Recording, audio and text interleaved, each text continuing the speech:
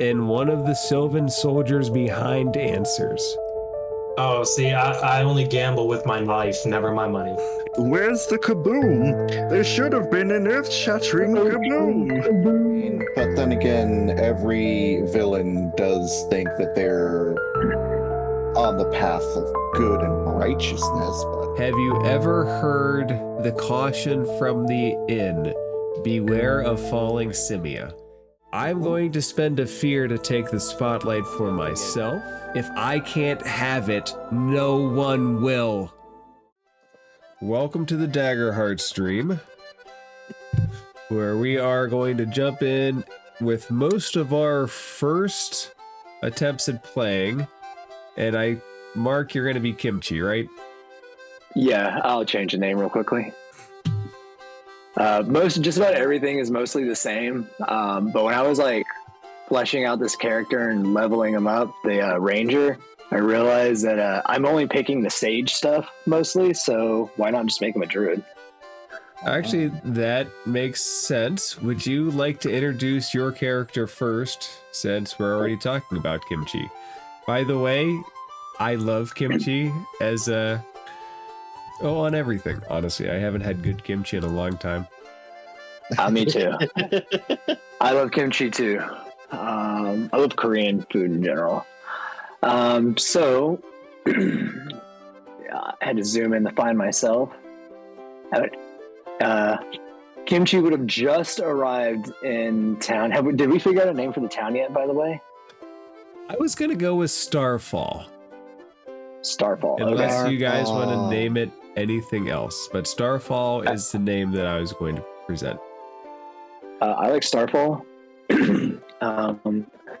Kimchi is he just arrived into town by tree because he's a simia.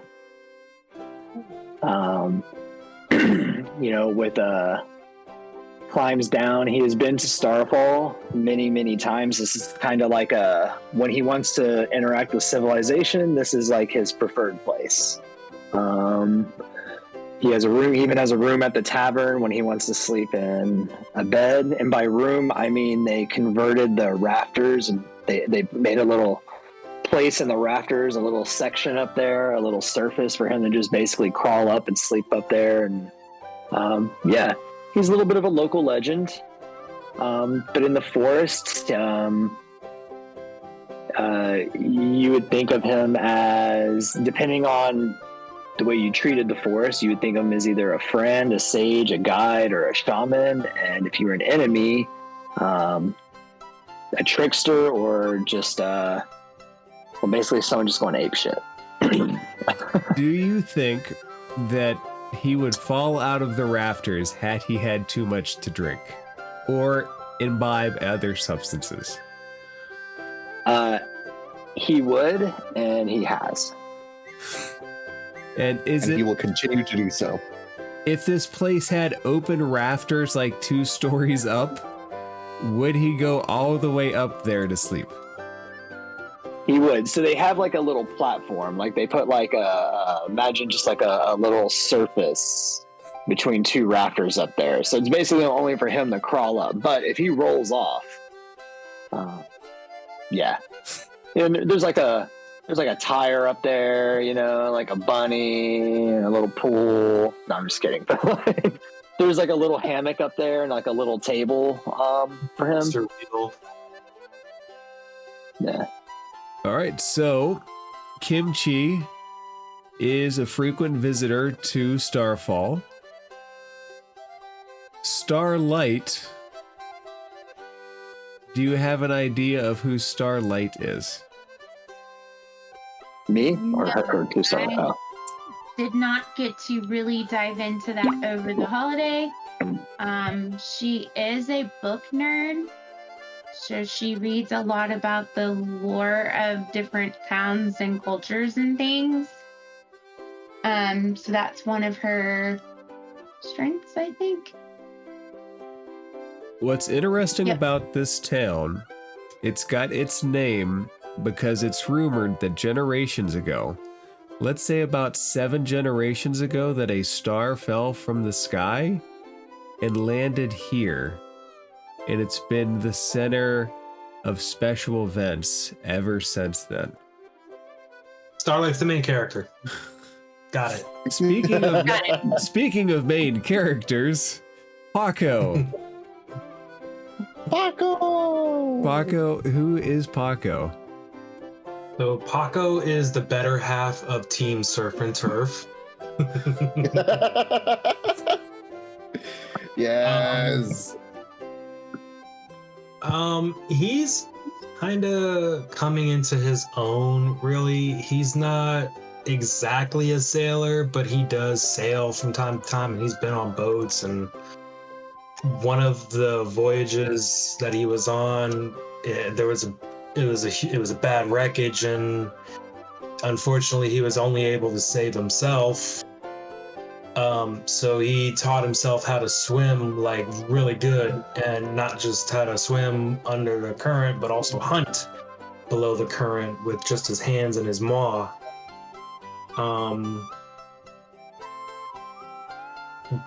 What do you But think he- the biggest thing that he ever caught fishing would be? I don't know. I don't want to go like above and beyond, but probably like a nice sized bluefin or something. Ahab had his Moby Dick. Oh, what's my Moby Dick? Do you have a white whale? We can say whatever would have been that caused the wreckage. Whatever kraken it would have been.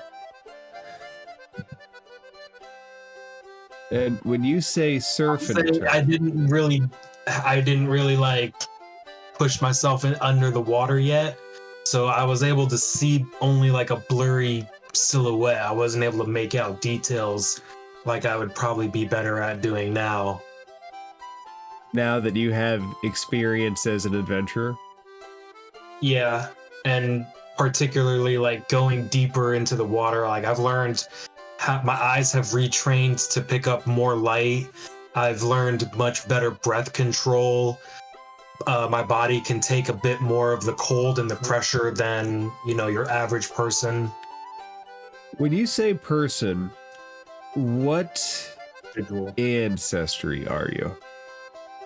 I am what are they called in this? A Dracona. I'm a Dracona. Dracona. Seaborn Dracona. So you are a dragon person. Yes. And I have a clutch brother named Echidna. And I worry about him. I'm not like overly protective or like, oh, you gotta do this, you gotta do that. Like, no, I just worry because he doesn't realize, because, I respect his privacy and all that, but I've noticed that he's like doing a little bit of like weird, not normal things. I won't say weird, but not normal things. And also his physical appearance has changed. So, I mean, I'm pretty much just hoping that he's not traveling down some dark path. Echidna, are you traveling down a dark path?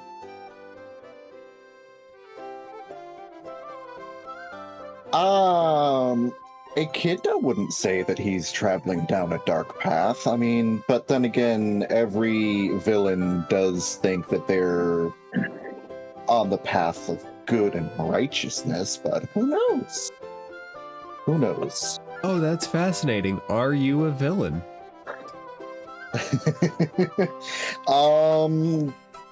We'll just say that in Echidna's mind, nah, he's not a villain. He's worshiping a mighty being that is deserving of worship, and who in turn for his piety, has granted him gifts. I appreciate the fact that you want to worship the Dagger Master. That is so kind. That is so kind. So kind. O mighty Dagger Master, bestow upon me the power to vanquish my foes. And we might be able to work towards that. What brings Echidna to Starfall? I'd say Echidna has lived in Echidna. Echidna has lived in Starfall, excuse me, since he was just a hatchling, along with Paco, 2 peas in a pod. He has often been kind of a little scamp, a little troublemaker. He likes to get his nose into places where maybe he shouldn't be, but it's curiosity.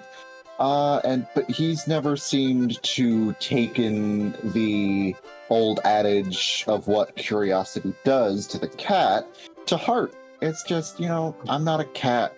I'm a dracona. I'm a mighty beast descended from the dragons of old that fly through the sky, that own the clouds and the mountains. And That's why he thinks detective like that. Yeah, and he thinks that he's deserving of that kind of power too. When you think of things flying through the sky, have you ever heard the caution from the inn, beware of falling simia? He has heard of that, and he's thought it a very curious adage until once or twice maybe he's recently seen a simia falling down from the rafters and then rolling over and Probably laughing. probably laughing and walking off. It's like that's strange. Go I ahead. have a question. Mostly for Kinchi. Would he just go to like the tavern or like something like a local establishment and trade stories or something like that? Is that what you would be doing? He would trade many things. So he's a wanderborn. So he wanders all over the place. He likes the people here. It's not too far from where he grew up, or at least like where he spent the most location. But if you read the Wanderborn card, then you can pull out they can pull out like a random item. So he might come and like trade random stuff for like other things. He might, I would say, if it's okay with Starlight, that given that she is studious and studies different types of magic, things like that, he would like to trade. Could say they have like a good friendly relationship where she tells him what's going on in like the more arcane world, and he tells her what's going on in the more natural druidic world. Okay. So it's like a place where, while he's not exactly home in civilization, it's just like a place he likes to come. Okay. And it's a good place to like post up, trade, all that. I kind of feel like I would have seen you a few times myself then, just because being a seafarer, I would also enjoy trading stories and being more lively about things.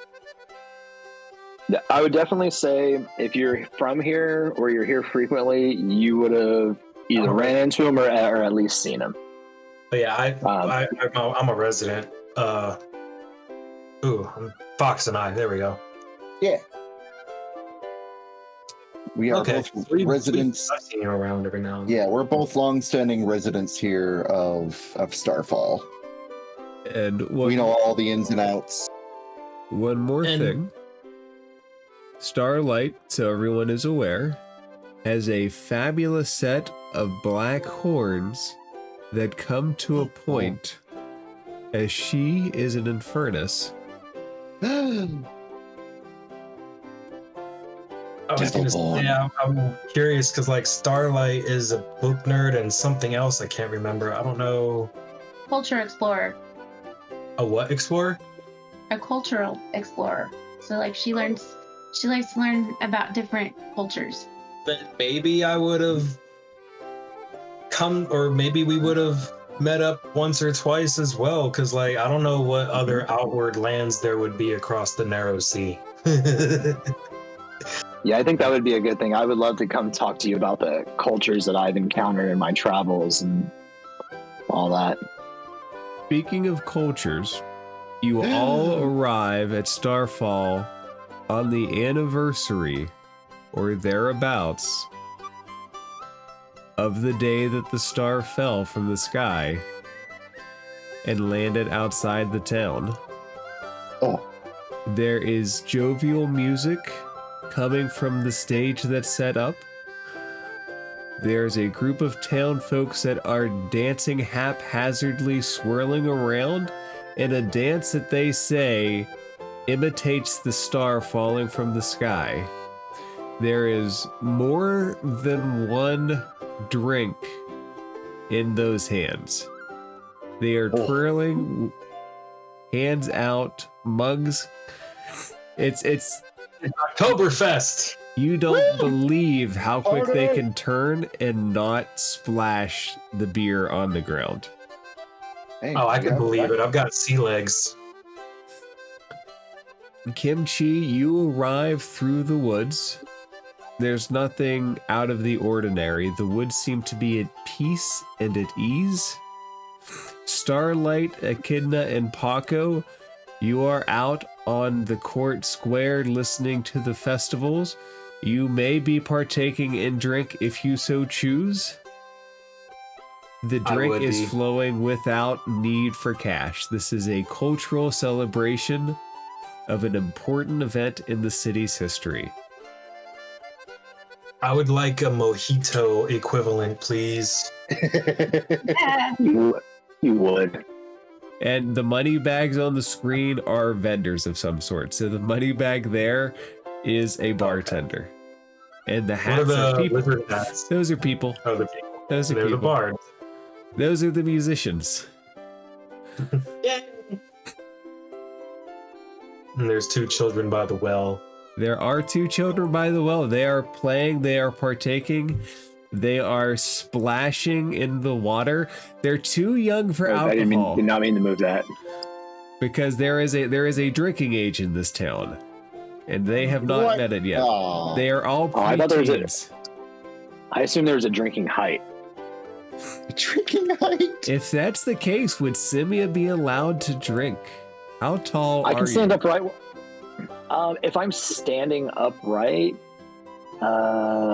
probably 5 feet. Can you imagine? that's not I want you to imagine for a moment there is a drinking height, and every time the dwarves come into town, they're not allowed to drink.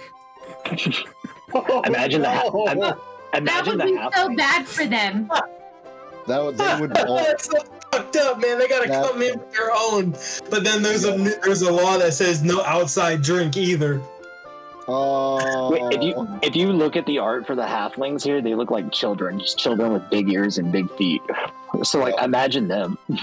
Yep. That's awesome. That's funny. So the good news is you are all of drinking height. Yay. As the group I comes imagine. together, how do you guys interact?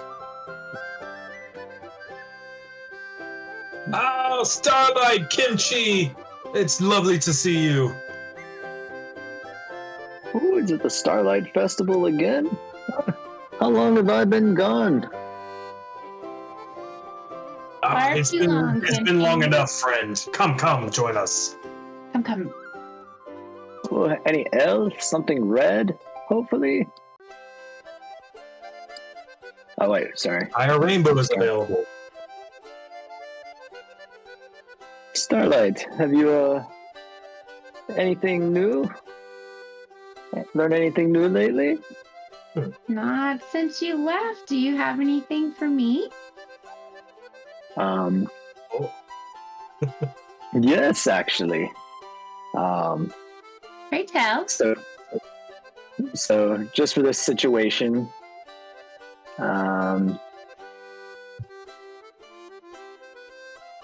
I will spend a hope Oh. and use my Wanderborn Ability to pull out a mundane item that's useful for the situation. It says work with the DM. So DM, if you're okay with it, I was gonna pull out a like an old amulet with kind of draconic looking face on it. Not Drakari, but not dragon either. Just something foreign. Absolutely. Does it have a story that you want to give it? Is it from a noble family? Is it a trinket of uncertain origin? I found it in old abandoned ruins.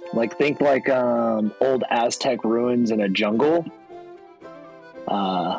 Like an old ziggurat at the top of a ziggurat. Everything else was broken, like old pottery, old beds, things like that. But this amulet was hanging on something that you would hang important jewelry on.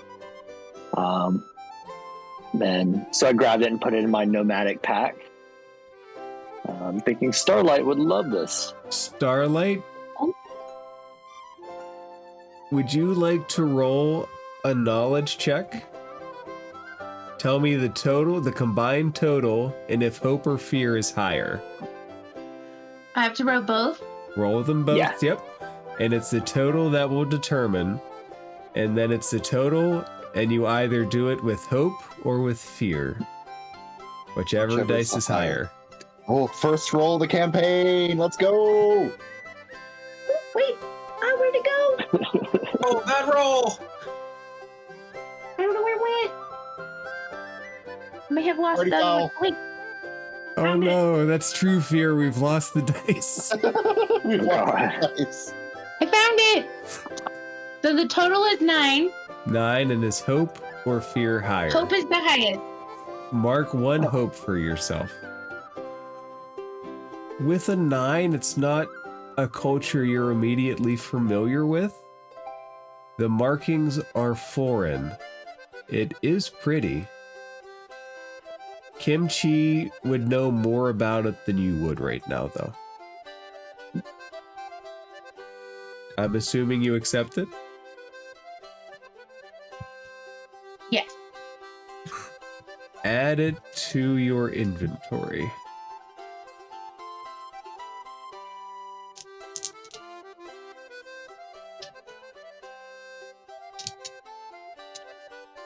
Starlight, you take this necklace. Kimchi has spent a lot of time and effort getting it there as a gift. Mm-hmm.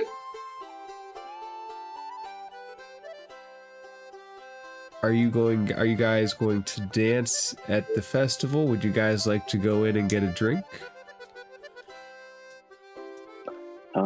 I think I would actually like to dance in the festival. I am kind of dancing. It is like a cross between what you would imagine, like a chimpanzee dancing, but also kind of similar to 80s break dancing. Ooh. Would you like to determine how well you are dancing with a presence roll? You know what?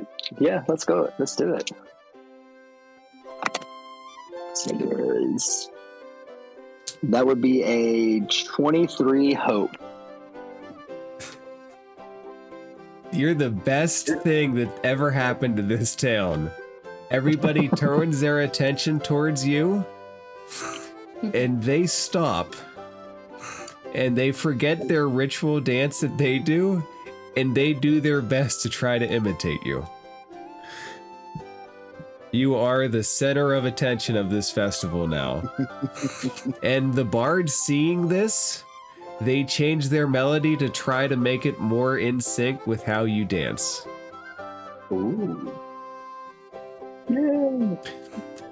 Echidna and Paco, do you guys want to try to dance? How do you take in the festival? I think for Echidna's part, he's probably on his third or fourth drink by this point. He's just like there kind of dancing around the square, just kicking back these drinks. Some of it probably like splashing and dripping down his maw as he's just like laughing, just and just like spinning around and like arms just like out akimbo, just like balancing these drinks in his hands. Echidna? And yeah, he's dancing like a fool. I would like to see how you're dancing. So I would like you to roll a presence roll as well. But with that description, I am obliged to spend a fear to give you disadvantage because of how much you've been drinking. Oh no! Please roll a presence check, then roll a d6 and subtract that from the total. Yeah, let me see if I have something for him. I have a few presence things. roll, and then roll a d6. No. Okay, so disadvantage. Okay, hope and fear, disadvantage, roll. I don't know if you would see. Oh no.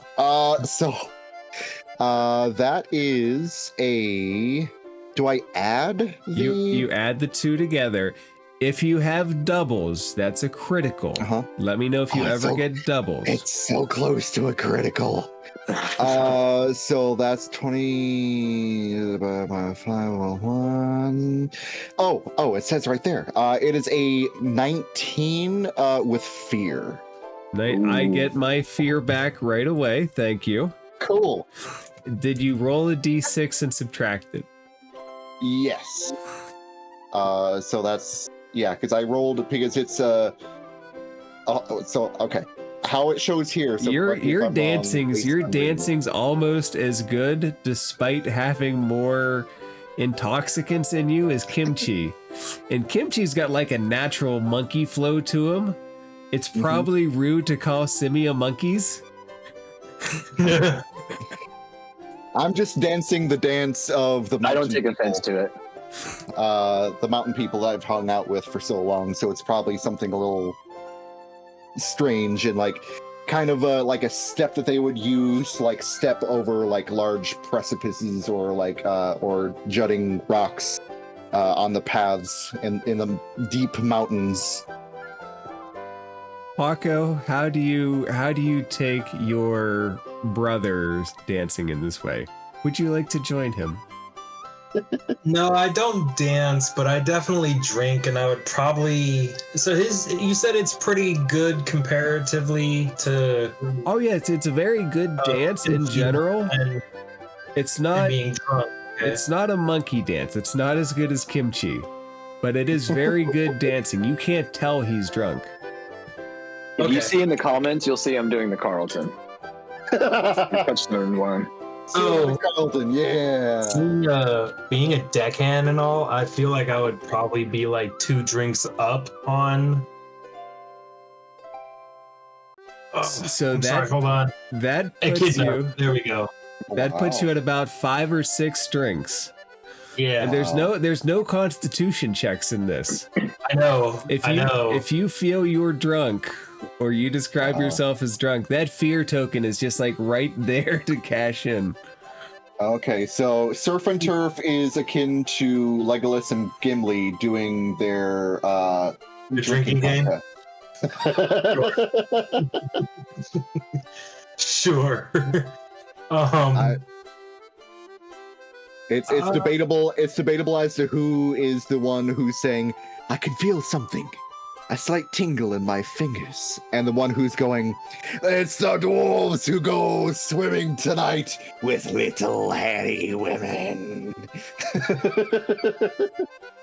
That was always like the weirdest scene in the movie. Like, No. It was so weird. So I think I'll just be like drinking and talking to people, really just idle chit chat. Is there anything that you would ask specifically?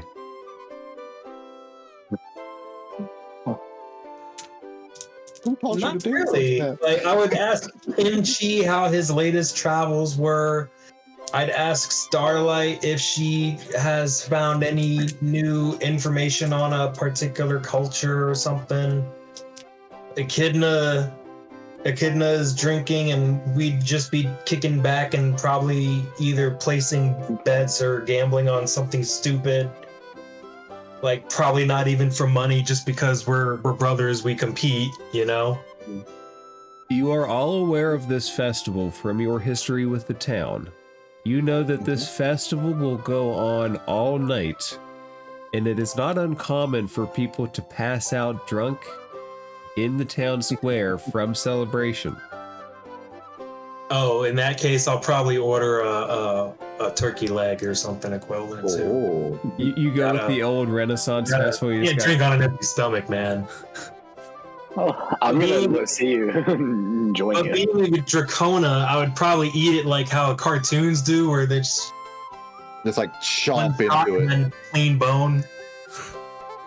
it. Yes. just Yep.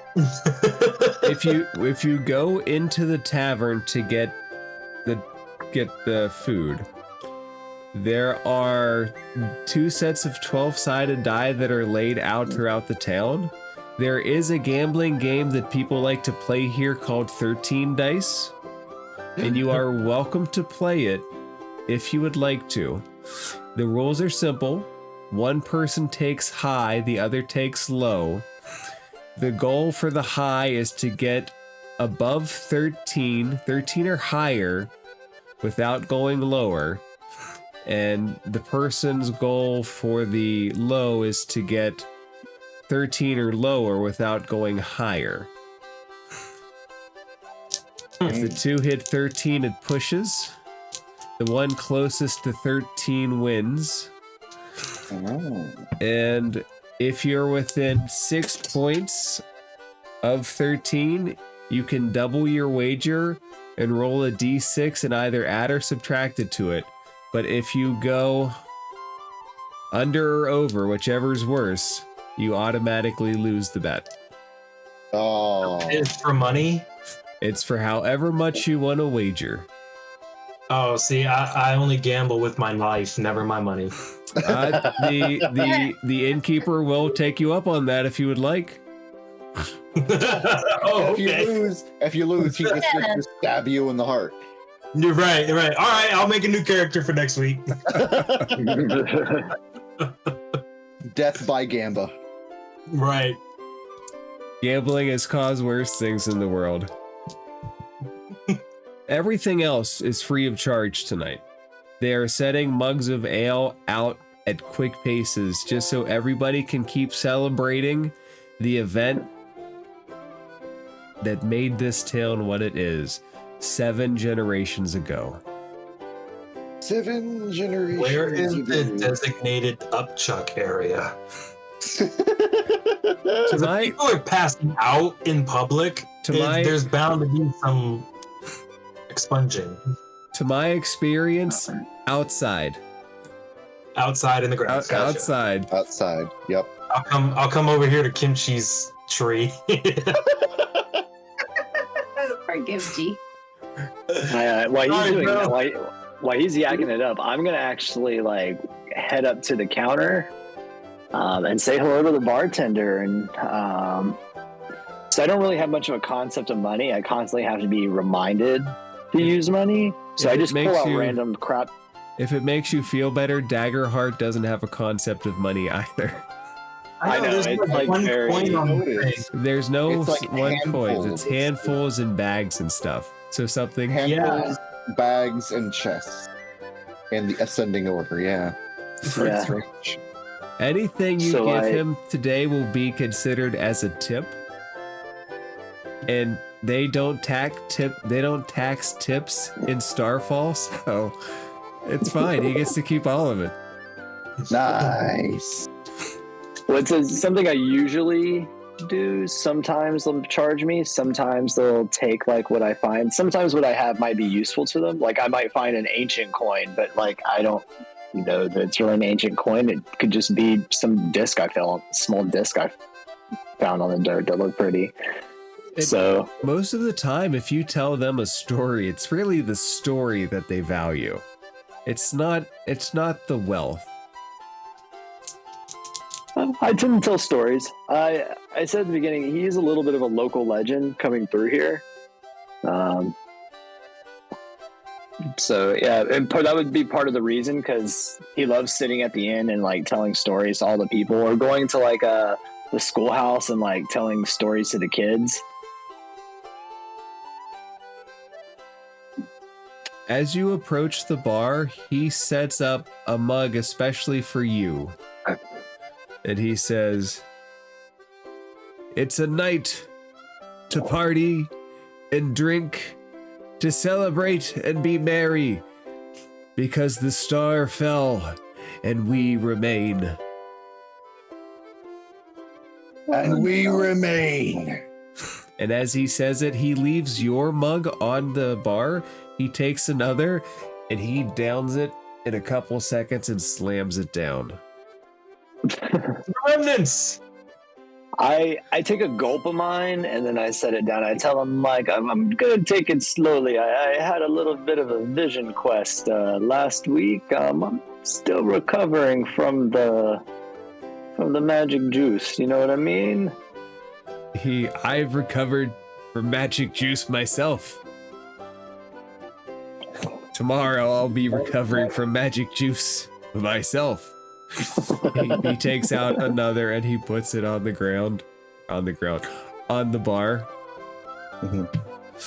The music in the bar is slightly different from the one outside. They have a dedicated bard that sings the songs of adventurers, and as you come in, he starts to recount your deeds to make you feel more at home, and to let you know that this place remembers you and that it is home. Oh, it's good to be back. Oh, I could use a nice bed of straw to sleep on tonight.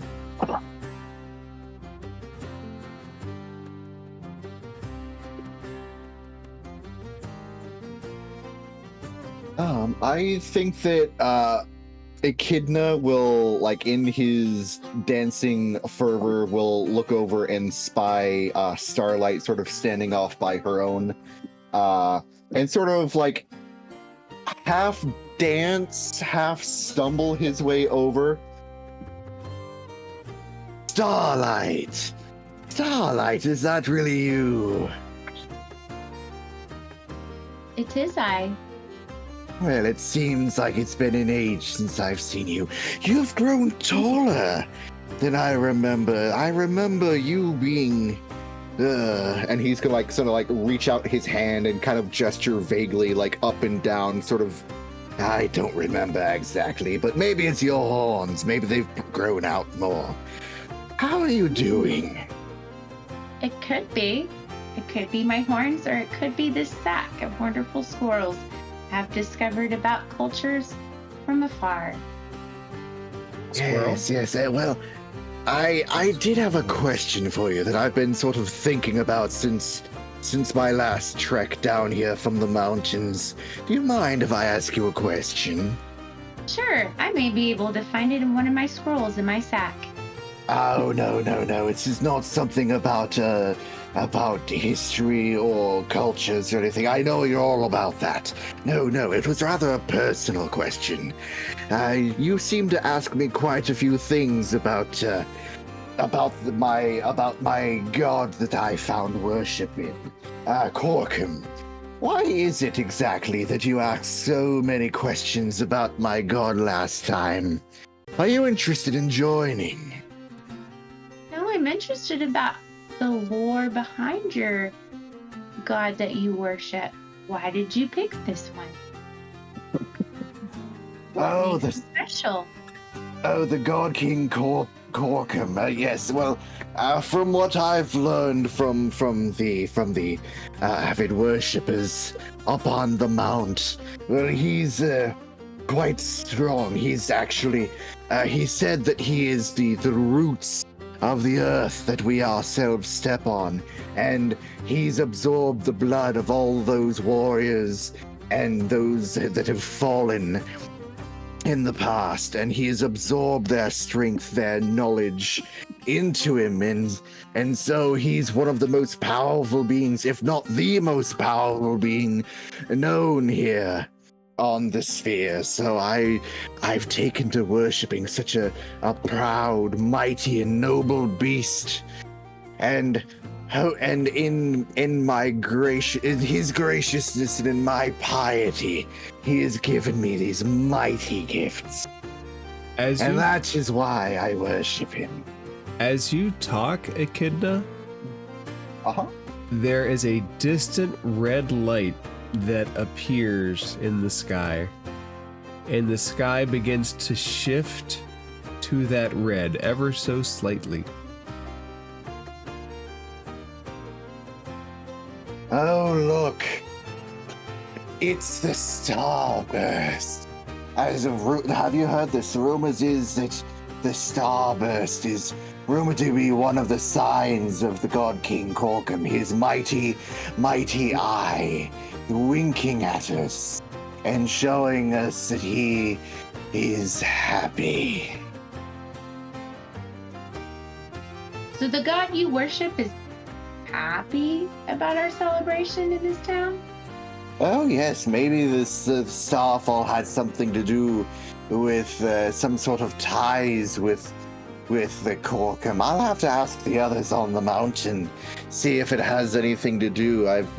The Starfall celebration festival has never seemed to come up in conversation, but it's rumored that his eye is so mighty and massive that it encompasses all of the sky if he were to show his mighty self to us.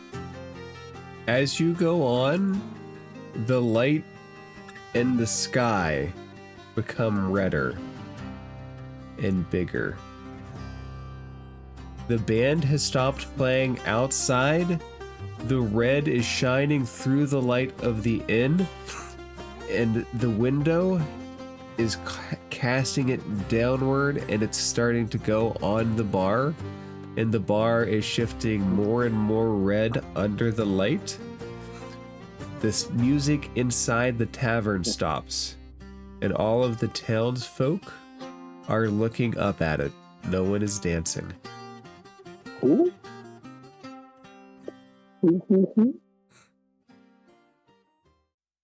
Echidna will just sort of look around. Almighty Corkum, he raises his hands up. We bring you this festival of merriment and drunkenness and frivolity in your name. Cheers to mighty Corkum! And he just downs the last of his remaining drink in his other hand. You finish. After you stop talking, you realize that no one else is talking and that everyone is staring mouth agape at the sky, as whatever it is now clearly falling.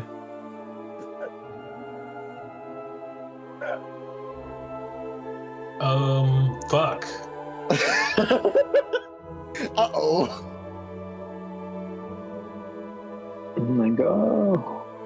Looks like Mother Nature is about to hit this place hard. Yeah.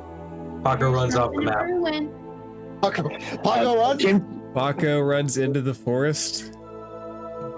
So Kenchi will use his, what is it called? Wild Touch. It says I can perform harmless, subtle effects that involve nature. So I'm gonna summon a kind of like a strong gust of wind, just enough to kind of get people's attention and say, move, find cover. Can you make a presence roll? Sure. Can I? That would be a 15 fear. 15, some of them move, but you think that you could get more. but too many are staring. About half clear out and start heading for shelter.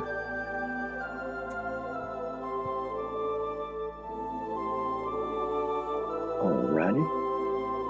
This one's gonna head there. And does it look like it's like something, whatever it is, it's falling, that it's falling towards Starfall? It looks like, no, actually, that would be to determine that. Let's say instinct to perceive. Instinct to perceive. Okay. And if you could give me some fear, I would appreciate that. I might need it soon. You might. I just gave you one. You did. I mean, yeah, I gave you one never too have with too my. many fears. Yeah, but I spent one to get one. So really, it's a balance. Gotcha. Okay. And you said instinct? Instinct will allow you to perceive the course that it falls. That is an oh, that's not great. An 8 with hope.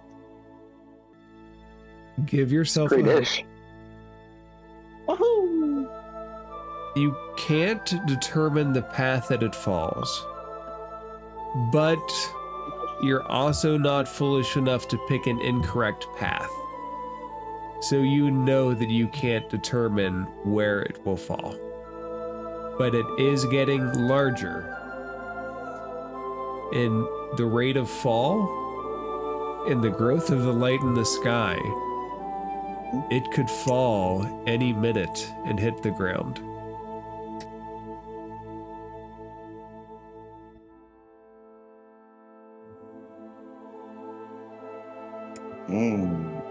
And am I correct in assuming that none of us growing up have seen anything like this happen before? This specific event, no. I've seen plenty of shooting stars. Maybe even seen like a meteor hit before sometime, but like I've never seen anything like this.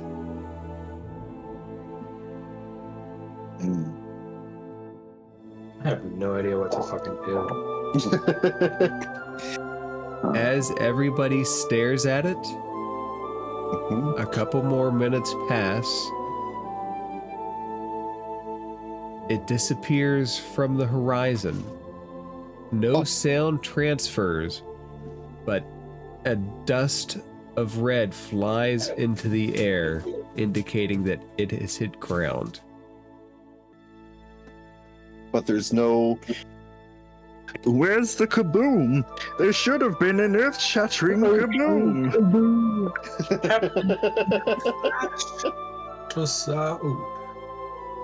So there's you say there's no sound, there's no impact noise or anything. Interesting. which direction did you say it came from? The fall Or it landed or it crashed? Yeah. was North? Straight north. yes. Alright. Straight Or north. run in that direction. I'm gonna come over here to Starlight and ask her before we all head off over there. Starlight, exactly where did the first star fall? I'm gonna put you there real quick, just so you don't get too far ahead. But I don't wanna. Don't worry, you'll have an opportunity here in a second. I want to say it came from the north.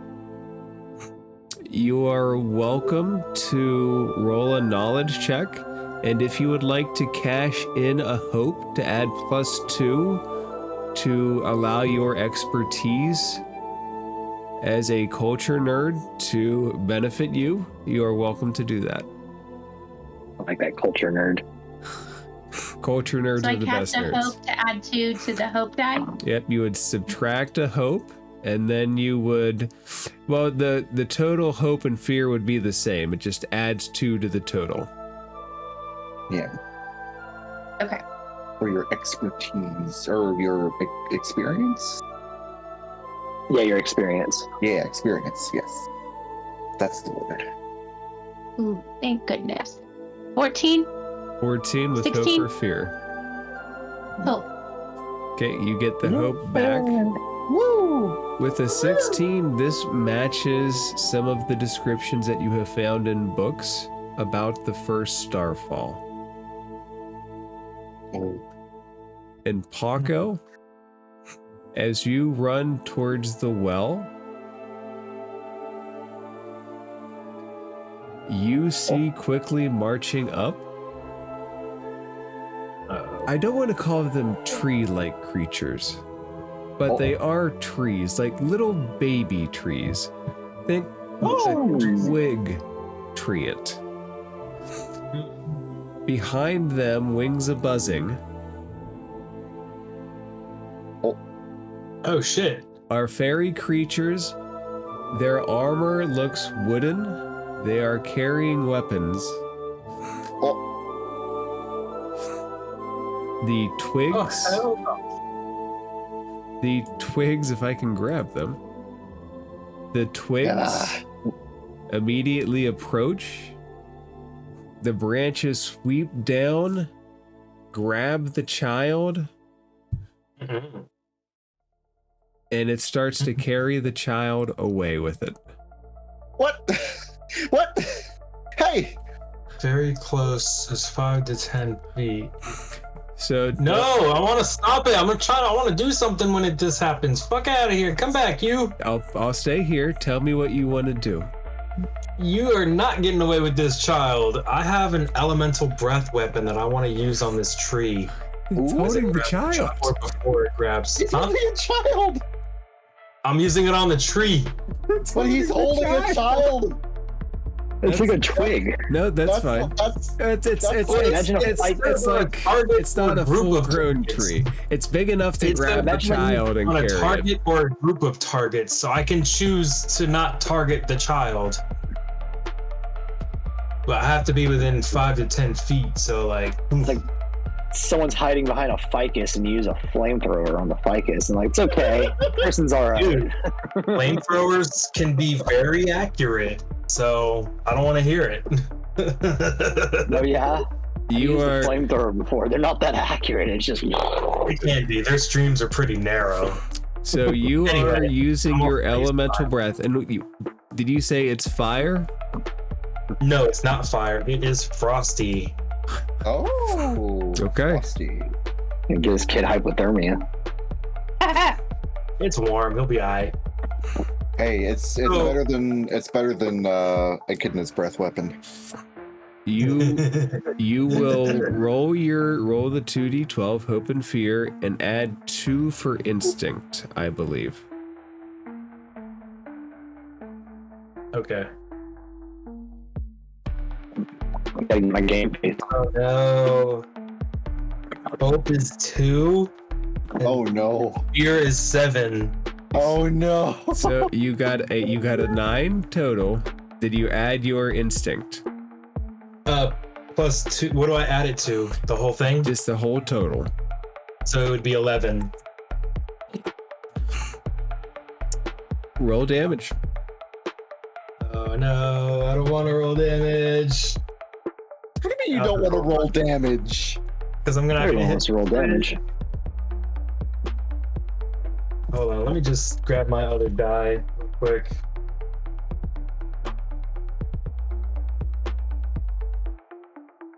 Six.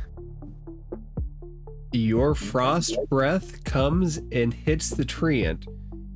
You can see it shrivel and collapse, but the child also falls to the ground and his shoulder hits off the side of the well and he begins to cry. Oh. And Oh, I'm so sorry, child. with fear, I've been drinking. the child feels bad for you. With Excuse. Child pities me. with fear, another twig comes up and grabs the second child, and the second child is now grappled. Oh no. They're trying again. child. Oh no, I need help. I'm not adequate right now, guys.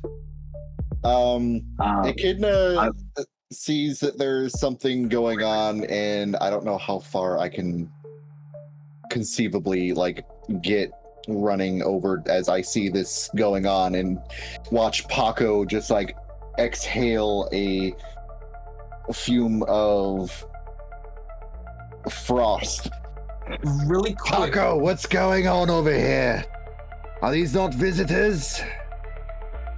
I real quick. I need to interrupt. Did I just roll with fear? You did. You said, oh wait. I'm sorry, you said fear was 2 or hope was 2? Hope was 2. Fear was 7. Hope was 2. Yes, you succeeded with fear, which allowed him to spotlight. My Seaborn thing lets me add a token for that now. Okay. Oh. Sorry, I just needed to make sure I did it right. Okay. No, they're kidnapping children, not friendlies. Why are they kidnapping children on this, the mighty celebration of Starfall? I don't know. It doesn't matter. Get over here and help me. I'm coming. Echidna, do you have the spotlight? Sure. I will spotlight. And I'll roll up on. I don't know how far I can go. Is there something here about like distance I could travel? There is not. If There's not. let's say you can reasonably make it because they are not that far away. Okay. So yeah, I would go up here, sort of put my hand on the child's, over the child's head, and look at the others. You there! Why have you come to interrupt our festival celebrating Starfall? You ask, and one of the Sylvan soldiers behind answers. She says, "It has been 7 generations since we were beseeched. We removed the star from the sky. We have come to collect our debt.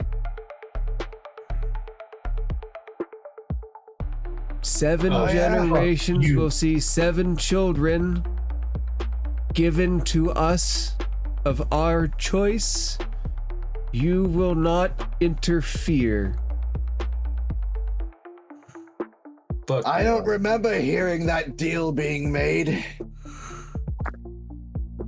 So therefore I have to call your claim into question in the might of Corkum, the God King. I'm sorry, you have spotlight. Sorry. Go ahead. No, my bad. I jump guns. Echidna, what would you try to do? I am going to try. Oh, let's see.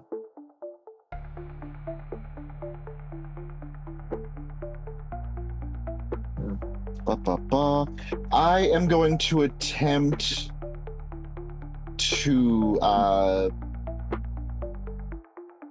roll up and attack, if I could, this twig treant with my hallowed axe that I have just sort of tucked into my belt. Axe out, of course. Okay.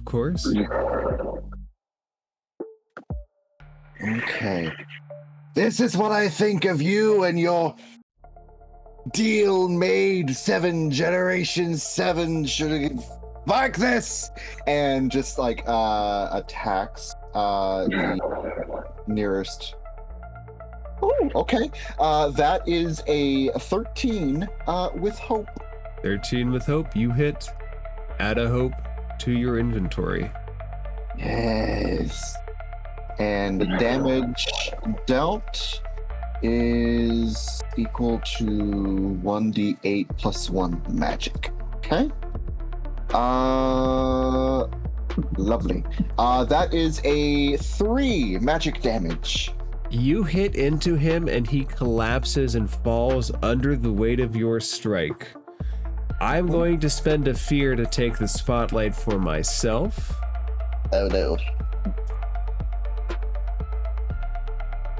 The twig with the child will begin to run away, and it will go behind the Sylvan soldier, the child screaming the entire way.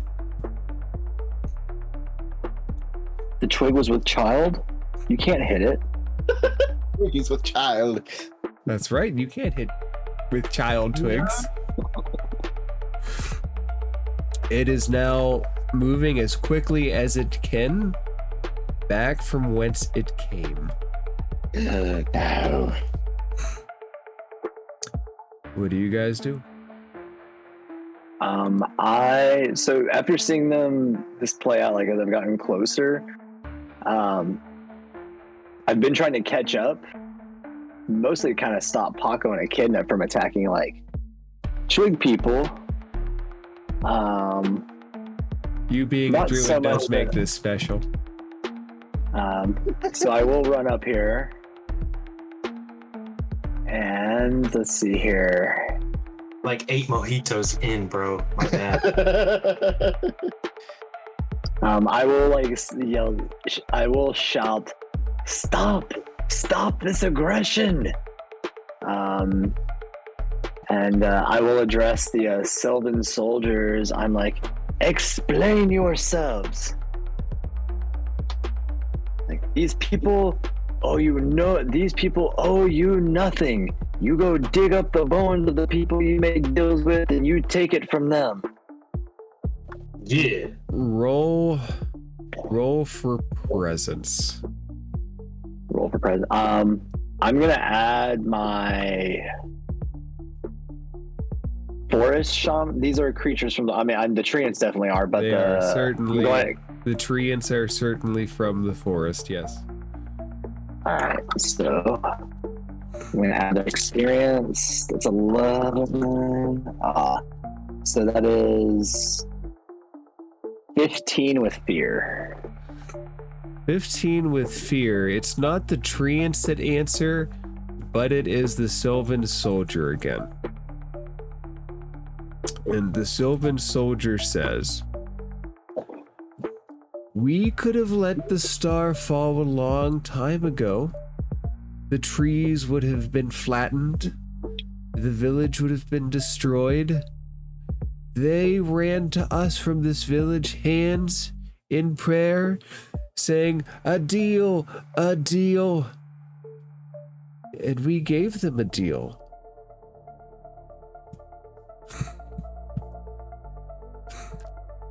The twig treants don't back off, but they don't seem to attack you. Their attention is towards Akina, though. And Akina, this twig treant runs up to you, and I will spend a fear to activate one of their features. Oh, Uh-oh. The other twigs also run up to you. Mm-hmm. And I'm getting swarmed. and an attack roll, so I get a d20. Uh-oh.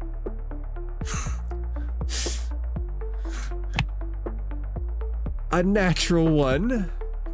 Nice. All of them go and swing at you, but it feels more like a cool breeze than an attack. It's paltry little swings against my thick, dense scales that have been hardened from treks along the mountains.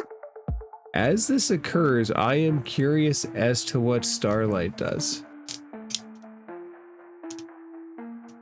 I imagine that she would have been looking at her scrolls,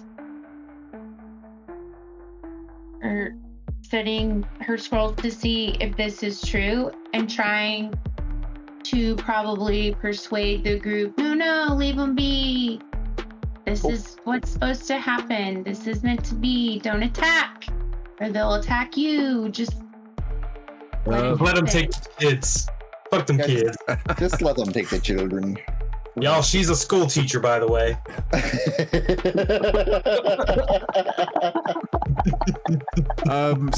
Starlight, I'm telling. would you stay back or would you approach? I think she would come to the group Okay, with paper in hand. I'm Can I do that? I'm going to move you up to the group. Okay. If you want to use the spotlight to inquire about fairy deals, you're welcome to. It would be a knowledge check. And if you spent another hope, you could add your +2 modifier to it as well.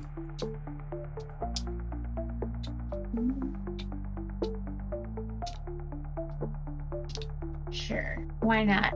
I've had good rolls here lately. Let's Come hope that the on, hope keeps fear. coming. You can do it. No, no for hope. Yay, hope. That was an 8 +2. That's a 10. A 10 with hope. Uh-huh. A 10's not great. You do know that fairies like to make deals. I do. Spotlight's open. I will go ahead. Get. You want to go She ahead? will ask Kimchi for help. Go for it. She's asking you for help. All right. I will use my Nature's Tongue ability. So to speak the language of the natural world. I could use Plant Whisper for this, but I'm not because I only have 1 hope left. So I need to roll an instinct roll. I need to make a 12. Actually I need to ask you about this. Okay, it says on a success they'll give you information they know. But I actually kind of want to ask them more if they'll cease what they're doing. Is that something I can do too? I don't see why not. All right. You can attempt it. I believe the term is you can certainly try. Well, I got a 14 with fear. So it says on a roll with fear, their knowledge might be limited or come at a cost. So Would you... I don't know what succeeding at a cost would be for this. They look at you, the one closest to you, and a wispy voice comes from the branches, almost as if the leaves rustling is the voice. And it says, "We are bound to the service of the Sylvan." And as it says that, the Sylvan soldier closest to you takes straight aim and rushes towards you and attempts to slash at you. Let's see. it's 11. I rolled a 4, so even with modifiers, it does not hit, but she has made a clear intention to stop you and to hurt you. Okay, that's how it's going to be then. All right. And I think I'm going to spend another fear to keep the spotlight. If my Excel sheet works. The second soldier will do the same towards Paco. In a straight line, slam out with her. I believe she has a scythe. And she will also roll a 4. These dice are apparently favoring 4s. They have each missed.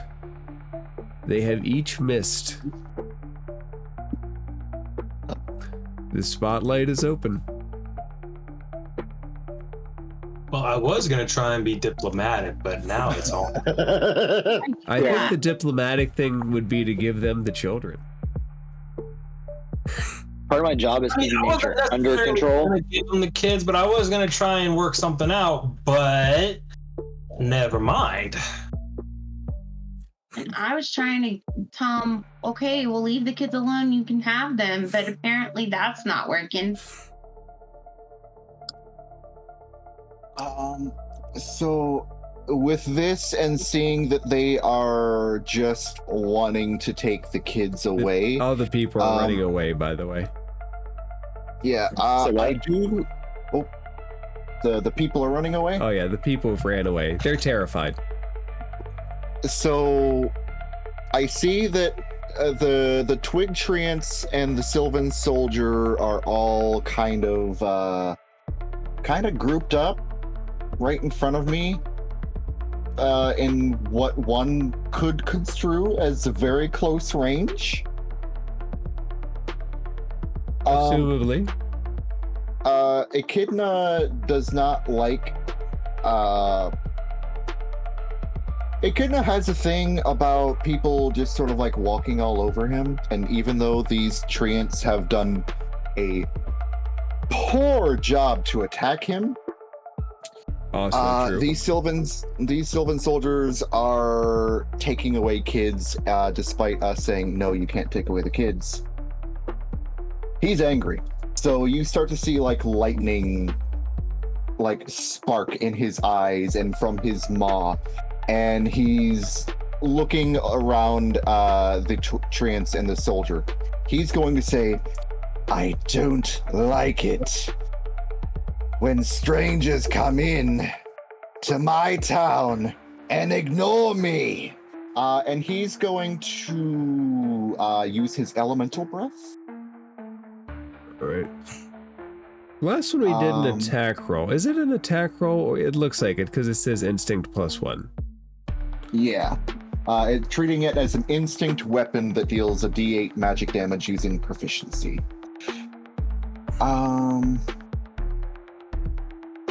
So I'm going to do that.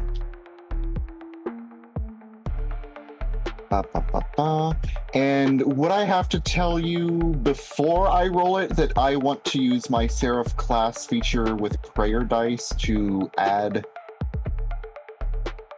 to add the roll's result after the roll is made. Okay.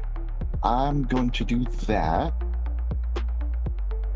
So that would be...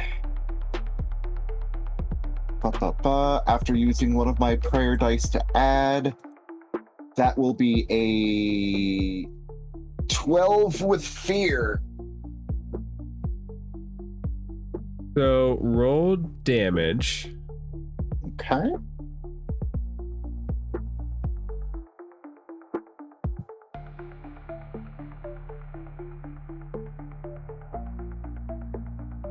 So that would be, that could have been so much better. That would be a 5. With a electricity damage. With a 5, you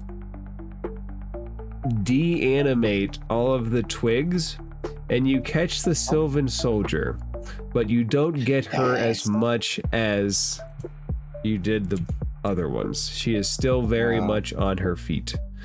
Yeah, the blights kind of took up the brunt of it, and as we all know,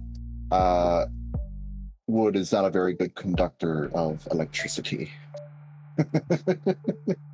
Okay, and what was your roll with hope or fear? It was with fear?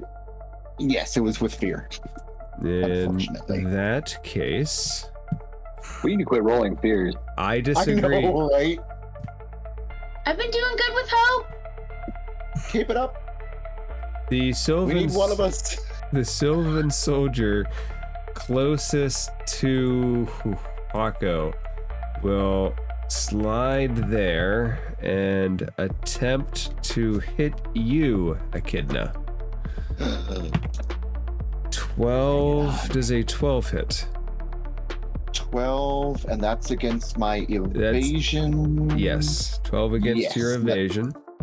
definitely does hit. So she makes contact for the first time, and she jams it in 1d8. I bet she does. Yeah, she does.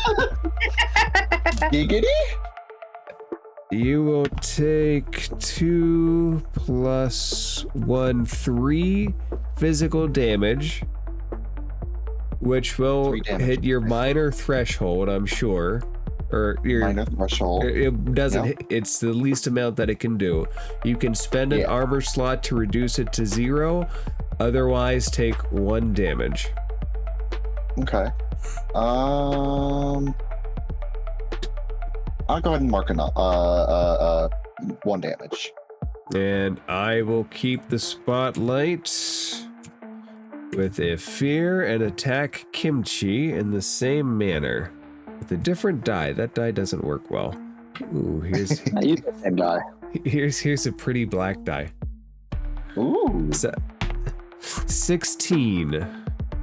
That hits. 6 plus 1, 7 damage. Does that hit any threshold?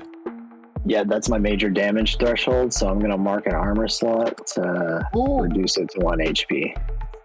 She connects very heftily, but you've both now seen blood drawn. The twigs are dead. All right, that's how it's gonna be. Are you gonna go again, or does anyone mind if I take the spotlight? Nope. Spotlight's Go ahead. open should you want it. All right, I'm gonna mark a stress and beast form into pack predator. All right, which can be coyote, hyena, wolf, etc. But in this case, so you know the way I look like a chimpanzee with just like orange reddish fur. I am going to transform into an actual chimpanzee. Not an orangutan? Like a wild chimpanzee. I'm pretty sure I have to do like go up higher tiers to do like an orangutan. But Okay. you know, a lot of like simians are pack animals. True. So and a lot of like chimps are predators and stuff. So I'm basically like the chimpanzee from the original beginning of 28 Days Later, like the ones they released. Gotcha. So that means I have advantage on attacks. So that's why I added D6, right? Yeah, I added D6 for advantage. Yep. So I am gonna attack this fool. Oh, I might need advantage. That is a 5. Oh wait, no, I got crits. I got 2 2s. Ah, That is critical. So on a critical hit, your first die is maxed out, then you roll again, and you add your modifiers once. So what is what is your dice? What is your damage dice? so it's a 1d8. So it's This. going to be 8 plus a d8 plus your modifiers. So that'll be 9 with the modifiers for the next one. I rolled a 7. Okay, so 16 altogether.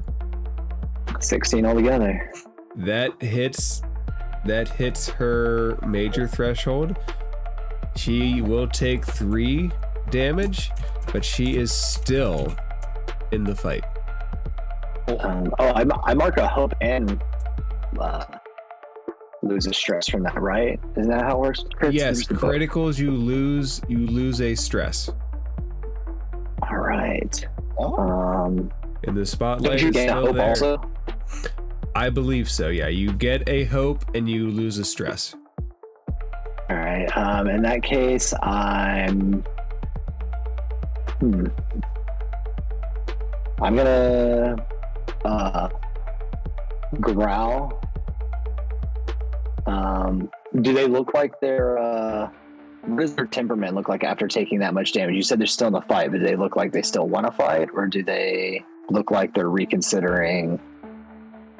As their name suggests, she is a soldier on a mission All right. You're welcome to attempt to try to talk her down. The dice will determine if that has any avail. No. I'm gonna bite her again. Or not bite her. I'm gonna hit her again. Just like slam into her.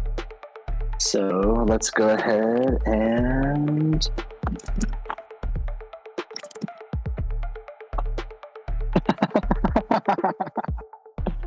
I got 2 crits again.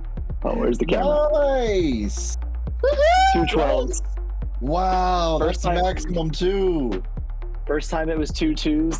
This time it was 2 12s. Crits are more likely with 2d12s under this system than with a d20. Mhm. I So that is. have to feel like we're cheating then when it actually happens. So that would be 15 physical damage for that one. I just have to know, And- what does it look like when you swat a fairy down? I'm basically just slamming my fists down on it. Like, how big is this fairy? I know they range in size in this one. They're smaller woodland fairies. So they're Alright, not, they're so not I am your just- size. I'm just slamming down with my fists, just screeching. That's basically it. Just pummeling it, going ape shit. And it's, you know that meme, stop, it's already dead? Yeah. It's that. It's that. There is no stop. Again. It seems opportune to take a fear here. I was gonna say, should I just keep going? I wanted to try and do something if I can. I have the spotlight with the fear, so after that, you can have a chance. Maybe. No, I'm still gonna attack. Maybe the kid. Ooh. Oh, do it. Oh. Do it. Nobody ever does the kids, man. No one ever goes for the kids. Come on, be that parent. Be the parent. Get She some will frustrations fly out, D&D. over. Real quick, before you go, is it possible to like I can do something to like intervene? Like spend a fear or something like that? You don't have fear, you have hope. Tell me what you want to do. I mean, if they're gonna like attack the kid, I want to try and stop them like with my own attack. I'll tell you what, spend a hope and see. Spend a hope and make an attack and see if you can stop her before you get there. Before she gets there. Okay, now can I use one of my tokens before this? Or not really given the nature of it? I don't remember what tokens are for. I have on my community card, it says before you make an action roll, you can spend any number of your tokens and gain a +1 for each one. Spend it. Absolutely. Oh Awesome. yeah, that sounds kind of along the lines of my Seraph prayer dice. That you can just like spend that to aid any of your rolls. So you do see her scythe start to go up. Make an attack roll to see if you can prevent her from bringing this down on the child. And she says, as she's attempting it, if I can't have it, no one will. Oh, fuck. All right, come on, D12s. Let's do this. You better do this. Damn, I can't see. 7 on hope and a 2 on fear, so 9. 9 is not enough. But Oh no, wait, No modifiers? wait. +2 with the modifier from instinct, +1 more from the. So 12. that is enough. Okay. Ooh. Thank you for reminding me about the modifiers. Okay, so then I roll damage size D8. D8. Otherwise, you failed the children. Unless Or unless he completely wipes her out now, he will have failed the children. I rolled a 4 on I rolled a 4 on damage Okay. But can I also use my manipulate magic if I mark a stress? What does the feature say? It lets me do one of the following: extend the reach, grant a +2 bonus to the action rolls result, double the damage, or hit another target. I would want to double the damage. If it lets you double the damage, go ahead. So what does that put the damage at? It would. So I rolled a 4. Would that make it 8? Are you adding any modifiers to the damage? I don't see anything. Or is there modifiers to the damage? I don't think there are. Because I just see it says 1d8 damage roll. All right. It does increase the threshold, but it is not enough to knock her out. Dang, these things are tanks.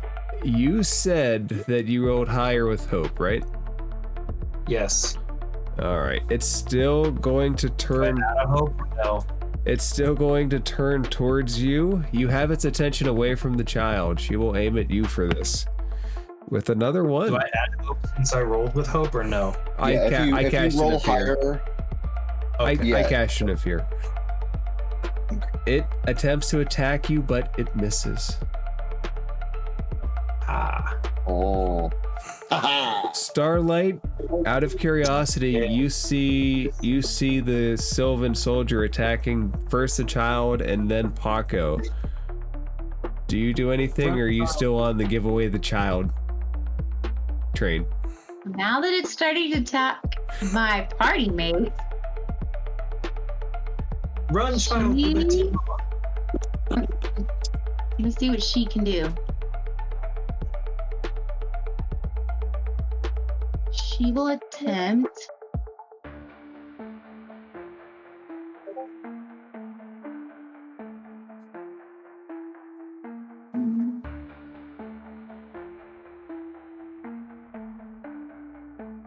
Oh, Starlight, is there anything in any of your books that can help us in this battle? My books say just to let them do what they're supposed to. It's part of the culture of this town. But since they're now attacking us, now I have to react. Run, child. Get away from here. He's crying at all of this. He's crying at the fairy creature trying to kill him. He's crying at the big dragon creature that dropped him. I throw him into the fountain. Drop him on the fountain. I guess you can't. I guess you can't cry if you can't breathe. Is that the philosophy here? Wow. Your whole face is wet. Is the So she's gonna run up to this fairy tree and melee attack. roll your 2d12? Don't fail me now. Dang it! First fear. But it is a 13 13 with hope or with fear? with fear. Go ahead and roll damage.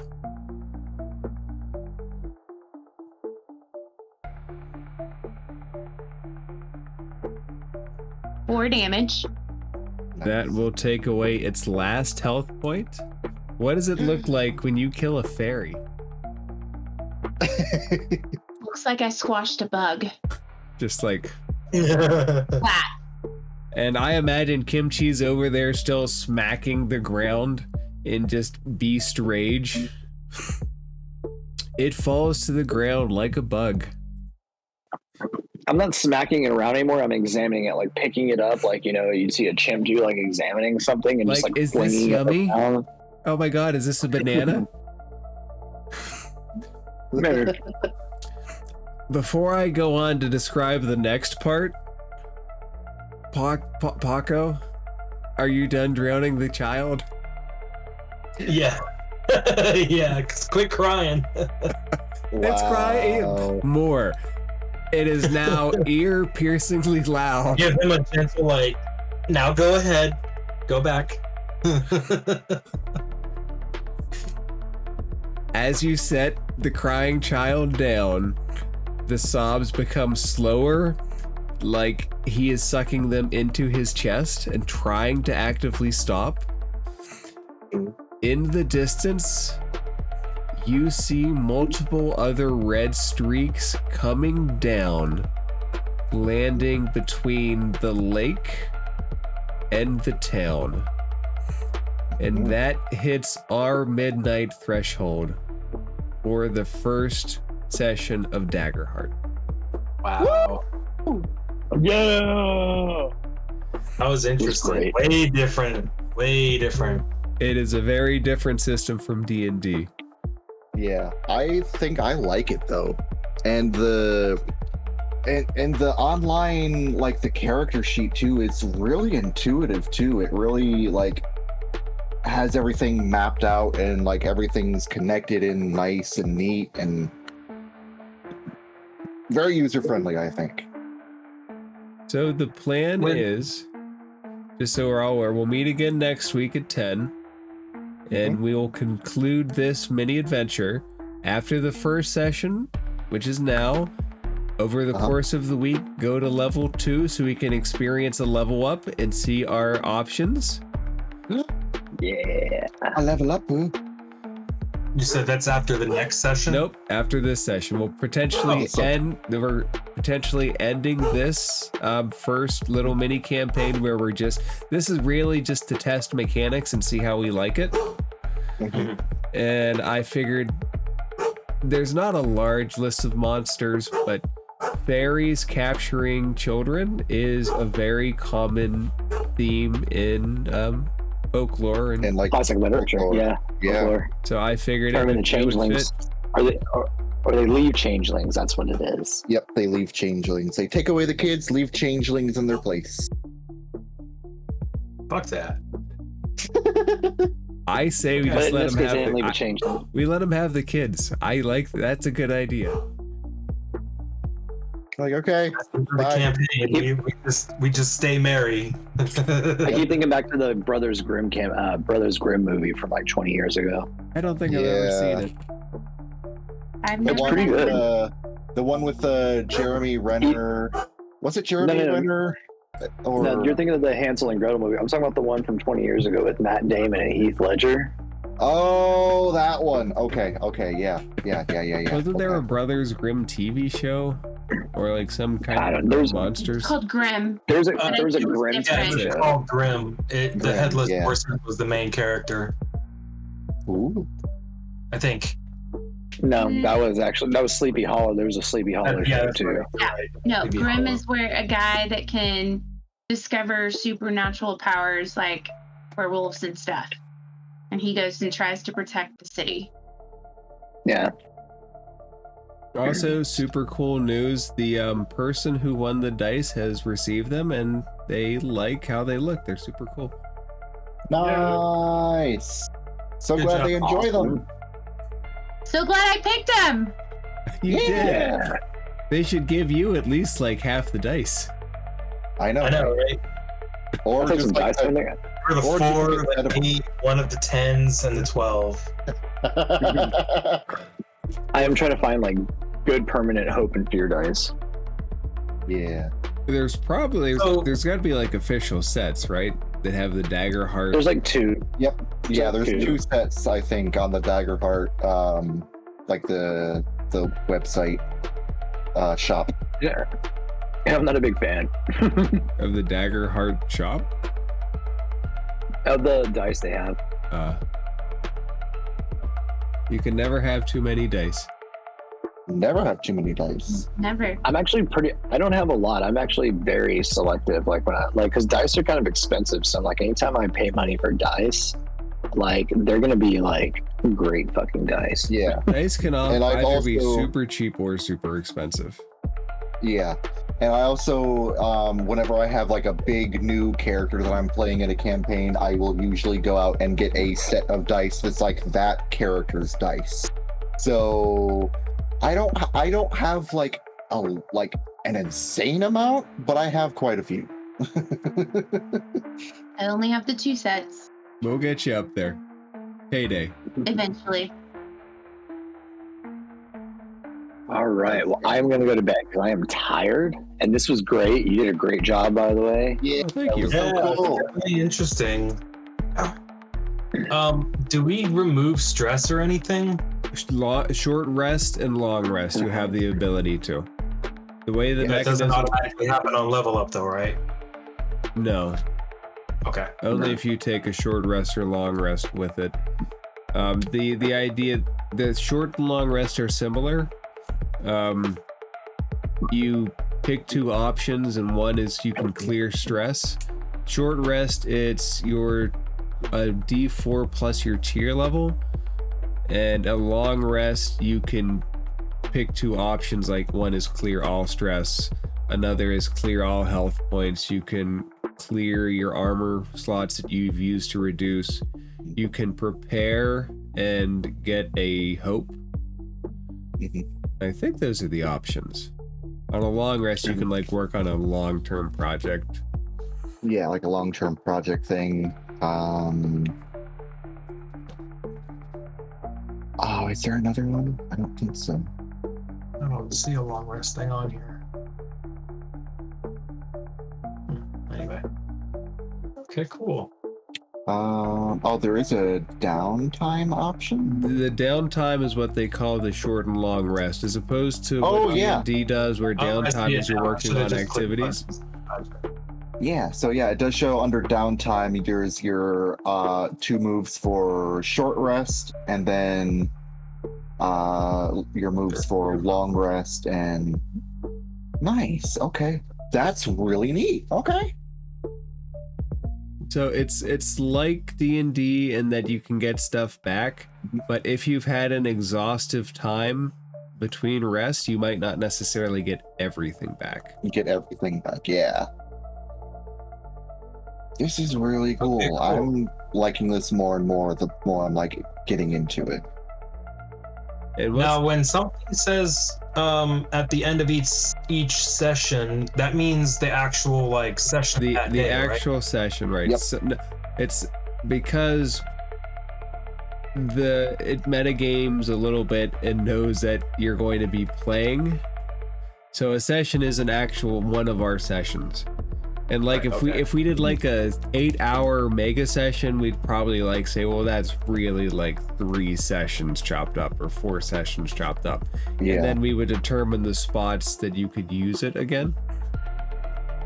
Okay. Kind of So, helps you to if give it more of that says to, renewable like- resource. It's So I have a rulings card over that rules. Sorry. Go ahead. No, y'all were talking about something. I was just saying the game prioritizes the rulings that we make over the rules as written. So really, we can't be wrong. Ever. So if something says to like add something at the beginning of a session and then remove it at the end of a session, is that really even necessary at that point? I would have to look at what it's talking about. That's probably situation specific.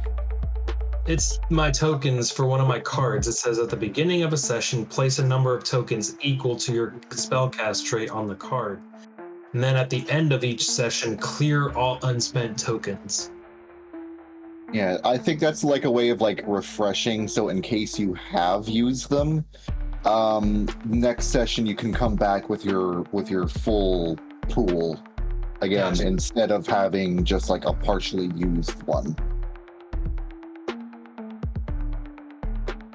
If you guys watch the video or if you guys can see the stream, one of the cool things I added to this, in the bottom next to the dice thing, there's a scrolling thing laying out Daggerheart rules. Daggerheart rules. Wait, you did. Oh, Ooh. So right now it's on stress, but in a few seconds, like 20-30 seconds, it will rotate to another feature of Daggerheart. Oh, and it just scrolls through like the different like rules and like features and stuff like that. Yep. It's one of the things I thought I'd put together for it. It would make it, because everybody's learning, including anybody that would actually be watching. Absolutely, because it is again a very It's very new. Yeah. I'm glad Not you even a guys year are old enjoying yet. this. It's Yeah. God, is it a couple months old yet? Not really. Not. I mean, from what I tell, at least the pre-release, I guess, was back in what I think August or September of 24. I think. I will say, don't quote me on that. I'm plundering their art pretty much right now. See, it just jumped to thresholds. Nice.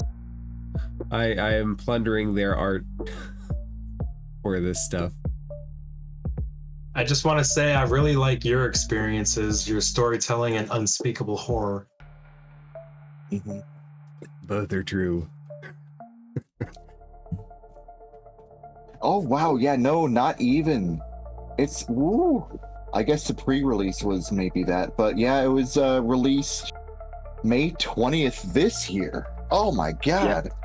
It's brand baby new. Oh yeah. Mhm. Oh yeah. It's still there's got to be releases coming like a monster manual, because there are not a lot of options Yeah. in this to pick from.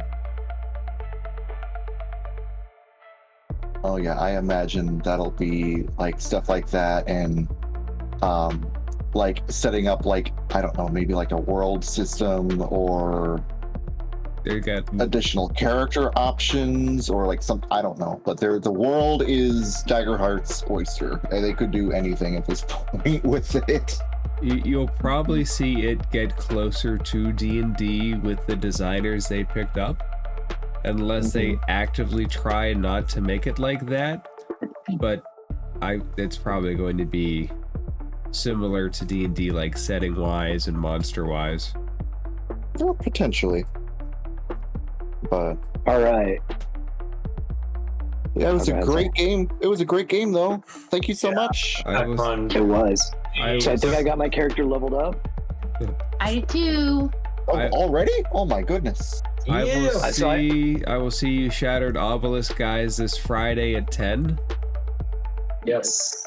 And To Red, determine what happens to Shroud. to determine what happens to Shroud. Yes. Dun dun dun. Yeah. Ba, ba, ba. Yeah. So Shroud.